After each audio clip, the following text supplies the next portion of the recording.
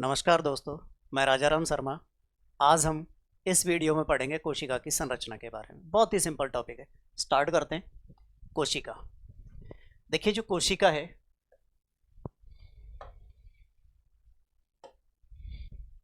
कोशिका कोशिका की संरचना को समझने के लिए इसे हम दो भागों में बांटते हैं। कोशिका की संरचना को समझने के लिए इसे हम दो भागों में बांटते हैं, और वो दो भाग कौन कौन से हैं देखिए। एक तो आ जाता है आवरण, आवरण, और दूसरा आ जाता है जीव द्रव्य। आवरण और उसके बाद दूसरा जीव द्रव्य। कोशिका की संरचना को समझने के लिए हम इन्हें दो भागों में बांटते हैं, और ये दो भाग कौन कौन से हैं। पहला तो है आवरण, जिसे हम कहते हैं कवर, जिससे कोशिका ढकी हुई है। और ये आवरण होता है दो प्रकार का। आवरण होता है दो प्रकार का, कौन कौन सा। एक तो होता है सेल वॉल, जिसको हम बोल देते हैं कोशिका भित्ति, जिसको कहा जाता है कोशिका भित्ति। और दूसरा होता है इसमें यहाँ पे आवरण, जिसे बोलेंगे कोशिका झिल्ली, कोशिका झिल्ली। इस तरीके से हमने कोशिका को दो भागों में बांटा, पहला आवरण, दूसरा जीव द्रव्य। ठीक है, तो एक एक करके पढ़ते हैं। पहला टॉपिक हमारे पास आ जाता है, कौन सा है, आवरण। आवरण मतलब जिससे कोशिका ढकी हुई है, कवर्ड है, उसे हम बोलते हैं आवरण। कोशिका का आवरण। आवरण में हम पहला क्या ले लेते हैं, हम फर्स्ट ले लेते हैं कोशिका भित्ति, कोशिका भित्ति, सेल वॉल। ठीक है, कोशिका में सबसे बाहर की तरफ एक कवर पाया जाता है, जो आउटर लेयर होती है, उसे हम कहते हैं कोशिका भित्ति। लेकिन कौन सी कोशिका में, कौन सी कोशिका में, तो ये कोशिका होती है पादप कोशिका, कवक कोशिका, जिसके फंजाई कहते हैं, और जीवाणु। पादप, कवक और जीवाणु, पादप, कवक और जीवाणु, इन सब में जो कोशिका का बाहरी आवरण पाया जाता है, उसे कहते हैं कोशिका भित्ति। इसका मतलब कोशिका भित्ति किस में मिलती है, पादप में, और किस में मिलती है, कवक में, और किस में मिलती है, और किस में मिलती है, जीवाणु में। क्लियर हुआ भाई। कोशिका भित्ति कौन सी कोशिकाओं में मिलेगी। देखिए हमारे पास ये आप जो देख पा रहे हैं प्लांट सेल है। प्लांट सेल में ये बाहर की तरफ, ये जो बाहर की तरफ आप देख पा रहे हैं, ये क्या है, कोशिका भित्ति। तो इसका मतलब पादप में, कवक में और जीवाणु में, पादप, कवक और जीवाणु, इन सब में क्या पाई जाती है, सबसे बाहर की तरफ कोशिका भित्ति। ठीक है,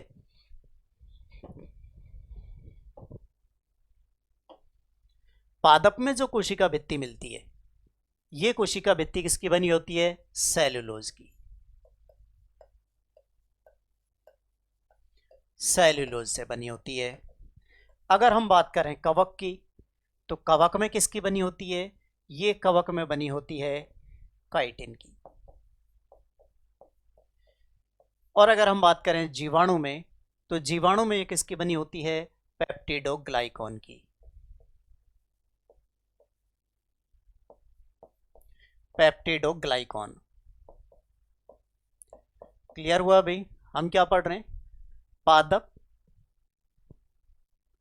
कवक और जीवाणु।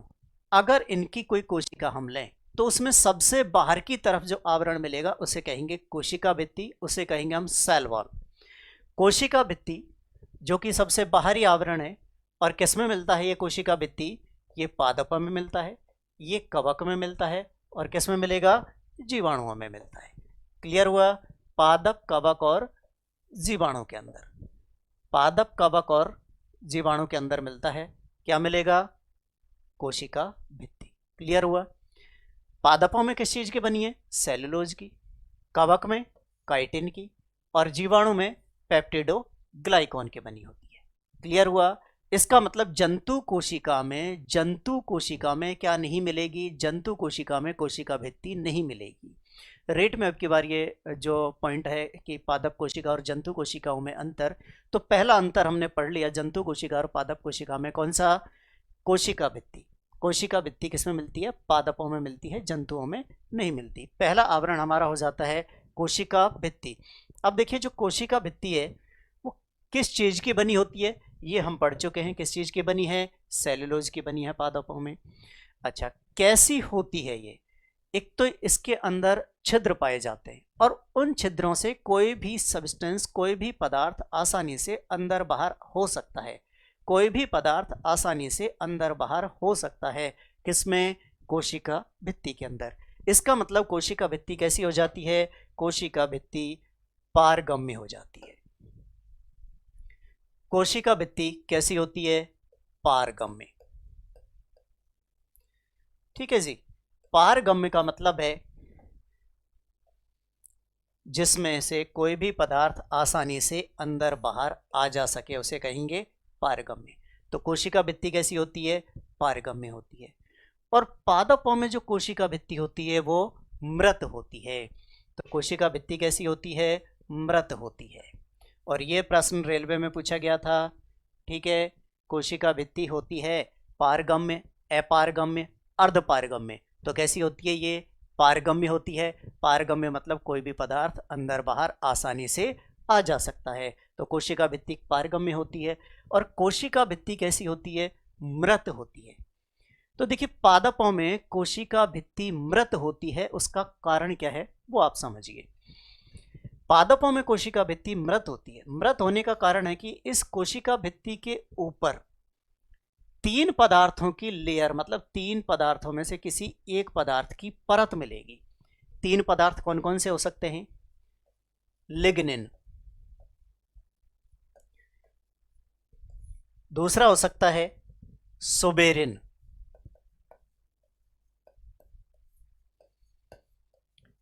और तीसरा हो सकता है क्यूटिन।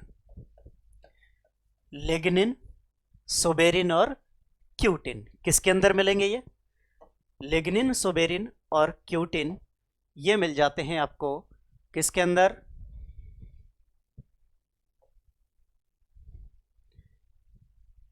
कोशिका भित्ति के ऊपर। कोशिका भित्ति के ऊपर इनमें से कोई ना कोई पदार्थ एक परत मिले के रूप में आपको मिलेगा। ठीक है, कोई ना कोई पदार्थ एक परत के रूप में मिलेगा।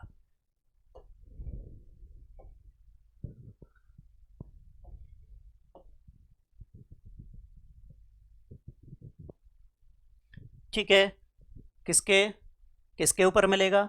कोशिका भित्ति के ऊपर। और या तो लिग्निन मिलेगा, या सुबेरिन मिलेगा, या फिर क्या मिलेगा? क्यूटिन मिलेगा। लिग्निन, सुबेरिन या क्यूटिन, कोई एक पदार्थ यहां पर मिलेगा। अगर इनमें से कोई एक पदार्थ यहां पर मिलता है तो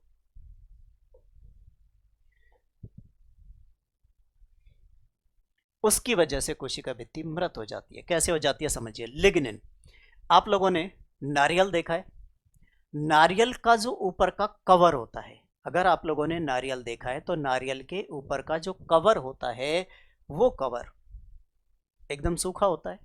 नारियल के ऊपर का जो कवर होता है वो एकदम से शुष्क होता है। ठीक है,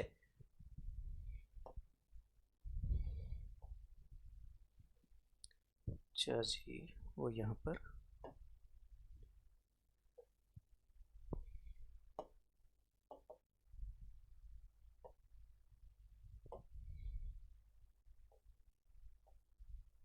चलो कोई। नारियल के ऊपर का जो कवर होता है एकदम सूखा होता है, मतलब नारियल के ऊपर जो आवरण मिलेगा उसकी कोशिकाएं जो होती हैं उसकी कोशिका भित्ति के ऊपर लिग्निन की परत पाई जाती है। पादपों में लिग्निन एक सीमेंट के समान कठोर पदार्थ होता है। पादपों में लिग्निन सीमेंट के समान एक कठोर पदार्थ होता है और इसकी वजह से कोशिका भित्ति मृत हो जाती है। और जिस पादप कोशिका के ऊपर लिग्निन की परत पाई जाती है, उस ऊतक को कह देते हैं स्क्लेरेनकाइमा ऊतक। ठीक है, तो ये लिग्निन की वजह से बहुत अत्यधिक कठोर भाग बन जाते हैं पादपों में, जैसे नारियल, अखरोट, बादाम, इनके ऊपर का कवर। किसकी वजह से? लिग्निन की वजह से। इसको एक बार और पढ़ेंगे पादप ऊतकों के साथ। एक होता है सोबेरिन। सोबेरिन क्या है? सोबेरिन एक ऐसा पदार्थ है जो जल और वायु और जल इन दोनों का प्रतिरोधी होता है, और ये मिलता है कहां पे? जड़ और तना की कोशिकाओं में। जड़ और तना की कोशिकाओं में क्या मिलता है? सोबेरिन। ये वायु और जल को डायरेक्ट प्रवेश करने से रोकता है, जिससे कि पादपों में सड़न उत्पन्न नहीं हो। पादप काफी दिनों तक आपने देखा है कि पानी के अंदर खड़े रहते हैं, और पानी के अंदर खड़े रहते हैं तो वो पादप सड़ते नहीं हैं। अगर किसी इंसान की या किसी जंतु की डेड बॉडी को पानी में डाल दिया जाए तो आपने देखा होगा उनमें सड़ जाते हैं और पानी उसके अंदर घुस जाता है। ऐसा पादप काफी दिनों तक खड़े रहते हैं, लेकिन पादपों के अंदर ऐसा नहीं होता है, क्योंकि पादपों की जड़ और तना की कोशिकाओं के ऊपर सोबेरिन की परत पाई जाती है। सोबेरिन एक ऐसा पदार्थ है जो जल और वायु को प्रवेश करने से रोकता है। अब बात करते हैं हम क्यूटिन। और क्यूटिन को समझने के लिए देखिए आपके सामने ये है पत्ती, और पत्ती को तो आप लोग सब जानते ही हैं, ठीक है। और इस पत्ती को आप लोग जब सब जानते हैं, इसको पहचानिए। इस पत्ती को आप पहचानेंगे और आप बताएंगे कि कौन सा भाग सीधे वाला है और कौन सा भाग उल्टे वाला है। इसे पहचानने के लिए आपको ज़्यादा मेहनत करने की आवश्यकता नहीं है, क्योंकि सब जानते हैं पादप क्या होते हैं, और पादपों की जो पत्ती वगैरह हैं वो सबने देखी हैं। तो उसमें आप देखेंगे कि जो ऊपर वाला भाग है वो एकदम से चिकना होता है, और जो पत्ती का नीचे वाला भाग है वो रफ होता है, खुरदरा होता है। तो पत्ती का जो ऊपर वाला चिकना भाग होता है, उसकी सतह पर जो परत पाई जाती है वो किसकी पाई जाती है?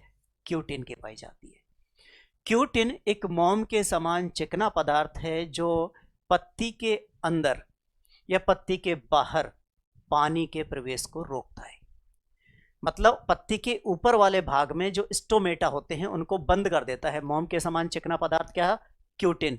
और पत्ती के ऊपर वाले भाग में जो स्टोमेटा मतलब जो रंध्र होते हैं उनको क्या कर देता है? बंद। और इसीलिए बंद करने के बाद पत्ती में ऊपर वाले भाग से वाष्पीकरण नहीं हो सकता।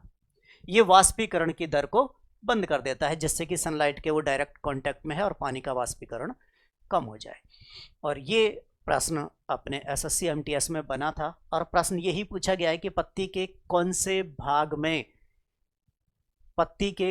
भाग में रंध्र उपस्थित होते हैं। तो आपको पता है ऊपर वाले भाग में क्यूटिन की वजह से स्टोमेटा बंद हो जाते हैं, तो कौन से भाग में बचे? नीचे वाले भाग में। तो पत्ती के नीचे वाले भाग में स्टोमेटा होते हैं, ऊपर वाले भाग में क्यूटिन की वजह से ये पत्ती के जो छिद्र होते हैं, रंध्र होते हैं, वो बंद हो जाते हैं।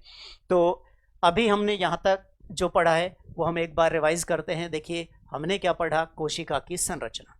हम पढ़ रहे हैं कोशिका की संरचना में कोशिका को दो भागों में बांटा है, कोशिका का आवरण और जीव द्रव्य। आवरण मैंने आपको बताया था कि एक तो होता है सेल वॉल, जिसको हम कोशिका भित्ति कहते हैं, दूसरा होता है कोशिका झिल्ली। और हम कोशिका झिल्ली को पढ़ चुके हैं। यहाँ पे कोशिका झिल्ली क्या है? कोशिका झिल्ली क्या है? कोशिका भित्ति को हम यहाँ पे पढ़ चुके हैं। और कोशिका भित्ति क्या है? जो पादप, कवक और जीवाणु में सबसे बाहर की तरफ मिलती है। पादपों में सेल्यूलोज की बनी होती है, कवक में काइटिन की बनी होती है, और जीवाणु में पेप्टिडोग्लाइकॉन की बनी होती है। क्लियर हुआ? उसके बाद में हमने पढ़ा है यहाँ पे कि ये कोशिका भित्ति पारगम्य होती है, मृत होती है।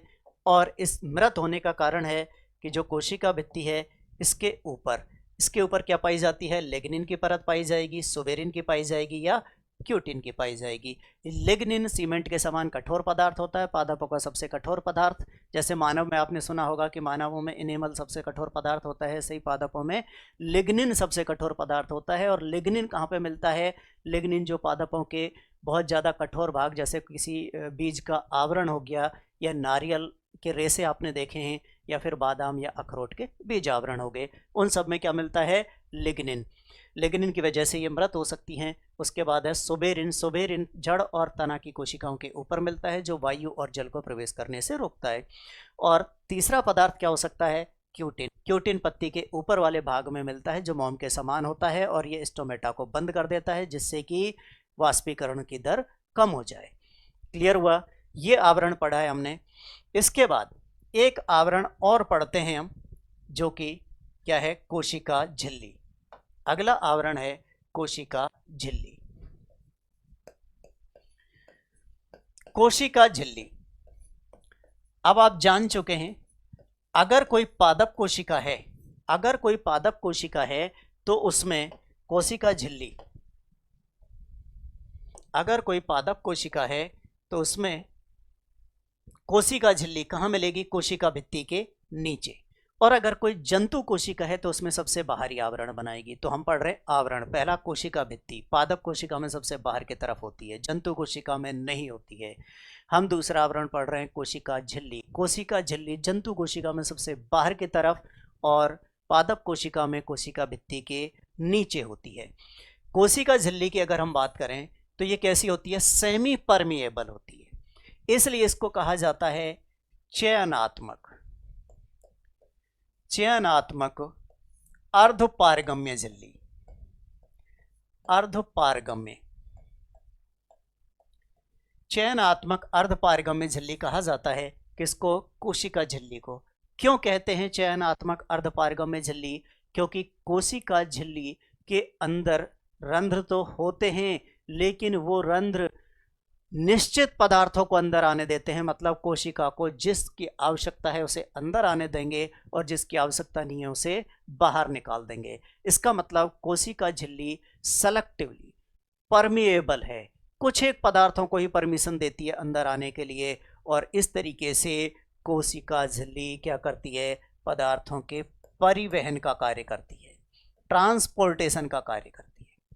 कोशिका झिल्ली के द्वारा जो परिवहन किया जाता है, कोशिका झिल्ली के द्वारा जो परिवहन किया जाता है वो परिवहन दो प्रकार का होता है। कोशिका झिल्ली के द्वारा जो परिवहन किया जाता है वो दो प्रकार का होता है। कौन कौन सा? एक तो है सक्रिय परिवहन और दूसरा है निष्क्रिय परिवहन। सक्रिय परिवहन और निष्क्रिय परिवहन। और ये एसएससी 10+2 में पूछा हुआ प्रश्न है कि निम्न में से किसका सक्रिय परिवहन होता है? निम्न में से किसका सक्रिय परिवहन होता है? ये 10+2 में आया हुआ प्रश्न है। तो आप समझिए सक्रिय परिवहन और निष्क्रिय परिवहन क्या होता है। जब कोशिका झिल्ली में से कोई पदार्थ अंदर जाएगा या कोशिका झिल्ली से कोई पदार्थ बाहर की तरफ जाएगा, और यदि उस पदार्थ के परिवहन में कोशिका झिल्ली को ऊर्जा खर्च करनी पड़ रही है तो उसे हम कहेंगे सक्रिय परिवहन। और यह सक्रिय परिवहन किसका होता है? आयनों का। आयनों का परिवहन जो होता है वो सक्रिय परिवहन होता है। आयन कौन से है? जैसे कि आपको दिखाई दे Na पॉजिटिव, आपको दिखाई दे Mg2 पॉजिटिव, ठीक है, या फिर आपको दिखाई दे Ca2 पॉजिटिव, ठीक है, या फिर आपको दिखाई दे Cl नेगेटिव, ठीक है। तो ये जितने भी धन आयन या ऋण आयन के रूप में कोई तत्व आपको दिखाई दे उन्हें हम कहते हैं आयन। और किसी भी आयन को अंदर बाहर करने के लिए कोशिका झिल्ली को यदि ऊर्जा खर्च करनी पड़ रही है तो उसे हम क्या कहेंगे? सक्रिय परिवहन। उसे हम क्या कहेंगे? सक्रिय परिवहन। और यदि कोशिका झिल्ली को ऊर्जा खर्च नहीं करनी पड़ रही है तो उसे हम क्या कहेंगे? निष्क्रिय परिवहन। ऐसा परिवहन जिसमें कोशिका झिल्ली को ऊर्जा खर्च नहीं करनी पड़ रही है, बिना एनर्जी लॉस हुए कोई भी पदार्थ अंदर बाहर आ जाता है तो उसे हम क्या कहेंगे? निष्क्रिय परिवहन। क्लियर हुआ? और निष्क्रिय परिवहन किसका होता है? H2O का। H2O किसको कहेंगे? जल। H2O का परिवहन कैसा होता है? निष्क्रिय परिवहन। क्लियर हुआ? तो देखिए हम पढ़ क्या रहे हैं? हम पढ़ रहे हैं कोशिका, और कोशिका का बाहरी आवरण हमने पढ़ा है। कोशिका में दो बाहरी आवरण होते हैं, एक तो होता है कोशिका भित्ति। कोशिका भित्ति केवल पादप कोशिका, कवक कोशिका या फिर जीवाणुओं में पाई जाती है। कोशिका भित्ति पादपों में मृत होती है और पारगम्य होती है। मृत होने का 3 कारण, या तो लिग्निन या सुबेरिन या क्यूटिन, किसी एक की परत पाई जाएगी। और अगर हम बात करें कोशिका झिल्ली की, तो कोशिका झिल्ली को चयनात्मक अर्धपारगम्य झिल्ली कहते हैं, और ये कोशिका झिल्ली पर पदार्थों के परिवहन का कार्य करती है। अगर कोई पदार्थ कोशिका झिल्ली से गुजर रहा है और कोशिका झिल्ली को ऊर्जा खर्च करनी पड़ रही है, तो उसे हम क्या कह देते हैं? उस परिवहन को हम कह देते हैं, कौन सा परिवहन? कौन सा परिवहन कहेंगे? उस परिवहन को हम कह देते हैं सक्रिय परिवहन। ऊर्जा खर्च नहीं करनी पड़ रही तो उसका कहेंगे हम निष्क्रिय परिवहन। क्लियर हुआ? तो ये तो हो जाती है अपनी कोशिका झिल्ली और कोशिका भित्ति, मतलब आवरण क्लियर हो गया। अब आवरण के बाद क्या आ जाता है? आवरण के बाद अपने आता है जिसको हम कहेंगे, आवरण के बाद क्या आएगा? जीव द्रव्य। हम क्या पढ़ रहे हैं? कोशिका। हम पढ़ रहे हैं कोशिका, और कोशिका में मैंने आपको बताया कोशिका को 2 भागों में बांटा था। कौन कौन से थे वो अभी अभी हम पढ़ चुके हैं। पहला तो क्या था? आवरण। आवरण, और मैंने आपको बताया आवरण 2 होते हैं। कौन कौन से? एक तो होती है कोशिका झिल्ली, कोशिका झिल्ली, और एक होती है कोशिका भित्ति। कोशिका झिल्ली और कोशिका भित्ति। क्लियर हुआ? तो ये दोनों हम पढ़ चुके हैं। इसके बाद जो हम आगे पढ़ते हैं वो क्या है? देखिए, इसके बाद जो हम आगे पढ़ते हैं वो क्या है? यहां पे है जीव द्रव्य। एक पढ़ा था हमने जीव द्रव्य। क्या पढ़ना है हमें? जीव द्रव्य। क्या होता है जीव द्रव्य? जिसको बोलते हैं प्रोटोप्लाज्म। इसको बोलते हैं प्रोटोप्लाज्म। जीव द्रव्य क्या है? देखिए, आवरण जो हमने पढ़ा है, आवरण, मान लीजिए ये हमारे पास कोई कोशिका है, इसमें ये बाहर की तरफ आवरण है। अब ये आवरण दोनों में से कोई भी हो सकता है, कोशिका भित्ति या फिर कोशिका झिल्ली। कोई भी आवरण हो सकता है, या तो कोशिका भित्ति या फिर कोशिका झिल्ली। इस आवरण के अंदर जो भी कुछ भरा है, इस आवरण के अंदर जो भी कुछ भरा है, उसे हम क्या कहेंगे? उसे हम क्या कहेंगे? जीव द्रव्य। ठीक है? किसी भी कोशिका झिल्ली से घिरा हुआ द्रव्य जिसमें केंद्रक को भी सम्मिलित किया जाता है, वो क्या कहलाता है? जीव द्रव्य। ये आप देखिए यहां पे, इसमें ये बाहर की तरफ जो आपको दिखाई दे रही है, ये वाली, इसके अंदर वाला जो भाग है, इसके अंदर वाला जो भी पूरा भाग है, वो सब क्या कहलाएगा? वो सारा कहलाएगा जीव द्रव्य। क्लियर हुआ? और जीव द्रव्य को कहा जाता है फिजिकली बेसिस ऑफ लाइफ। ये भी अपने एसएससी में आया है, और एसएससी में पूछा गया है जीवन का भौतिक आधार किसे कहते हैं? तो जीवन का भौतिक आधार किसे कहते हैं? जीव द्रव्य को। जीवन का भौतिक आधार कहा जाता है जीव द्रव्य को। ठीक है? इसकी जो एक वैज्ञानिक हुए हैं डोजार्डिन वैज्ञानिक ने जीव द्रव्य को सार्कोड नाम दिया था। पुरकिंजे ने इसको प्रोटोप्लाज्म कहा है, और इसको एक वैज्ञानिक हुए हक्सले वैज्ञानिक ने इसे कहा था physically basis of life.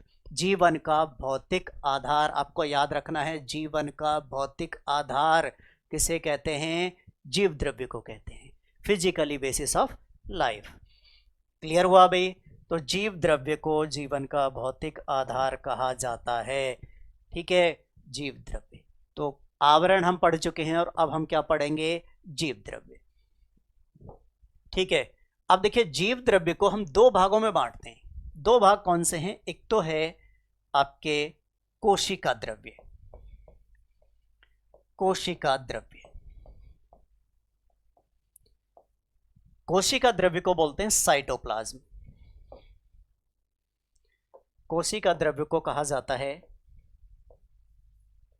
Cytoplasm, और जीव द्रव्य को कहा जाता है प्रोटोप्लाज्म।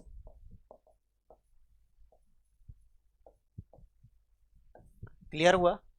जीव द्रव्य को क्या कह रहे हैं? जीव द्रव्य को क्या कह रहे हैं? प्रोटोप्लाज्म। प्रोटोप्लाज्म क्या है? फिजिकली बेसिस ऑफ लाइफ, हमारे जीवन का भौतिक आधार। उसके बाद में कोशिका द्रव्य, और कोशिका द्रव्य क्या है? कोशिका द्रव्य अगर हम जीव द्रव्य में से क्या हटा दें, अगर हम जीव द्रव्य में से क्या हटा दें? केंद्रक। केंद्रक, अगर जीव द्रव्य में से केंद्रक को ये हटा दिया जाए तो कहलाएगा, उसको क्या कहेंगे हम? कोशिका द्रव्य। जीव द्रव्य में से अगर केंद्रक को हटा दिया जाए तो क्या कहेंगे? कोशिका द्रव्य। इसको और आप अच्छे से समझिए कि हमारे पास एक कोशिका झिल्ली से घिरा हुआ द्रव्य जिसके अंदर हम केंद्रक को भी सम्मिलित कर रहे हैं, उसे तो कहते हैं जीव द्रव्य। और अगर उस जीव द्रव्य में से हमने हटा दिया केंद्रक तो उसे क्या कहेंगे? कोशिका द्रव्य। क्लियर हुआ?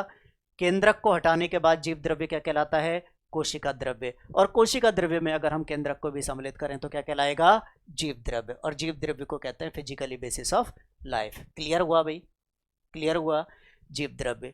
अब बात आती है, हम एक एक करके पढ़ेंगे। पहले हम कोशिका द्रव्य पढ़ते हैं, फिर हम केंद्रक की चर्चा करेंगे। तो देखिए, कोशिका द्रव्य के अंदर कुछ महत्वपूर्ण कणीय पदार्थ होते हैं। कोशिका द्रव्य के अंदर कुछ महत्वपूर्ण कणीय पदार्थ होते हैं। कुछ महत्वपूर्ण कणीय पदार्थ होते हैं। उन कणीय पदार्थों को क्या कहते हैं हम? कुछ महत्वपूर्ण कणीय पदार्थ होते हैं जिन्हें कहा जाता है कोशिकांग। तो क्लियर हुआ? कोशिकांग कहाँ मिलते हैं? कोशिकांग मिलते हैं कोशिका द्रव्य में। ठीक है, कोशिकांग कहाँ मिलते हैं? कोशिका द्रव्य में।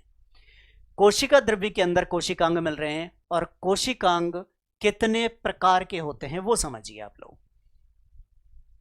कोशिकांग कितने प्रकार के होते हैं? देखिए, कोशिकांग कितने प्रकार के होते हैं वो आप समझिए।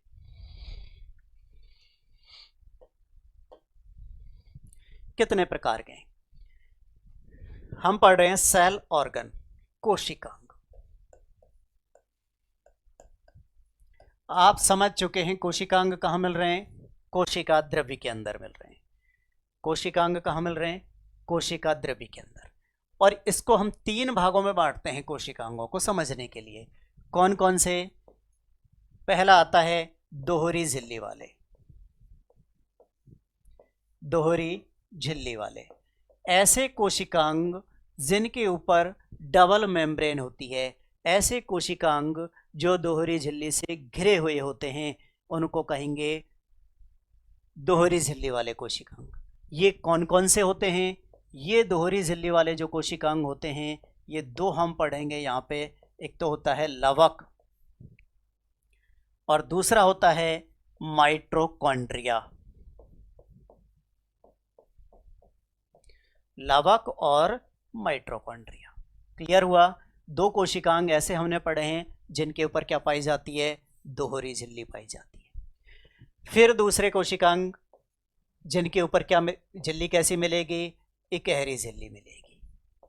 इकहरी झिल्ली मतलब ऐसे कोशिकांग जो सिंगल मेम्ब्रेन से कवर्ड होते हैं, इकहरी झिल्ली से घिरे होते हैं। वो कौन कौन से होंगे? इकहरी झिल्ली से घिरे हुए कोशिकांगों में आते हैं, एक तो आता है गोल्जी काय। गोल्जी काय।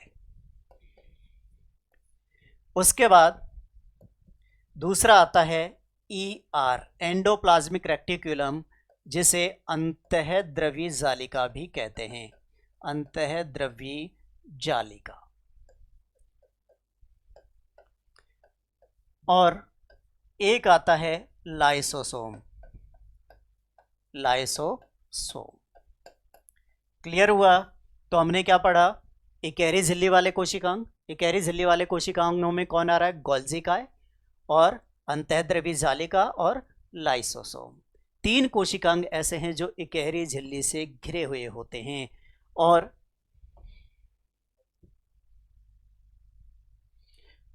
एक कोशिकांग जो आपके बिना झिल्ली वाले होते हैं, विदाउट मेम्ब्रेन, बिना झिल्ली वाले। बिना झिल्ली वाले जो कोशिकांग हैं उनमें 2 मुख्य हैं। कौन कौन से? ये आते हैं, एक तो है राइबोसोम, राइबोसोम, और दूसरा है तारक काय। क्लियर हुआ? दूसरा क्या है? तारक काय। अब आप दोबारा से समझिए पूरी कोशिका को। देखिए हम पढ़ रहे हैं क्या, हमने आपको बताया हम पढ़ रहे हैं कोशिका। और कोशिका है क्या चीज? कोशिका क्या चीज है भाई? जिससे सभी सजीव मिलके बने होते हैं, जिससे सभी सजीव मिलके बने होते हैं उसे हम क्या बोल रहे हैं? कोशिका। कोशिका को समझने के लिए हमने दो भागों में बांटा, आवरण और जीव द्रव्य। आवरण दो प्रकार के हैं, कौन कौन से? कोशिका भित्ति और कोशिका झिल्ली। जीव द्रव्य, जीव द्रव्य को फिर हमने और आगे दो भागों में बांटा है। और वो दो भाग कौन कौन से हैं? वो दो भाग हैं कोशिका द्रव्य और केंद्रक। जीव द्रव्य के दो भाग हैं फिर कोशिका द्रव्य और केंद्रक। फिर उसके बाद हमने आपको बताया है कि जो कोशिका द्रव्य है, कोशिका द्रव्य के अंदर कुछ महत्वपूर्ण कणीय पदार्थ मिलते हैं जो कोशिका के लिए महत्वपूर्ण भागों का निर्माण करते हैं, कुछ इंपॉर्टेंट प्रोडक्ट बनाते हैं। उन कणीय पदार्थ को, उन सॉलिड पार्टिकल्स को कहा जाता है सेल ऑर्गन।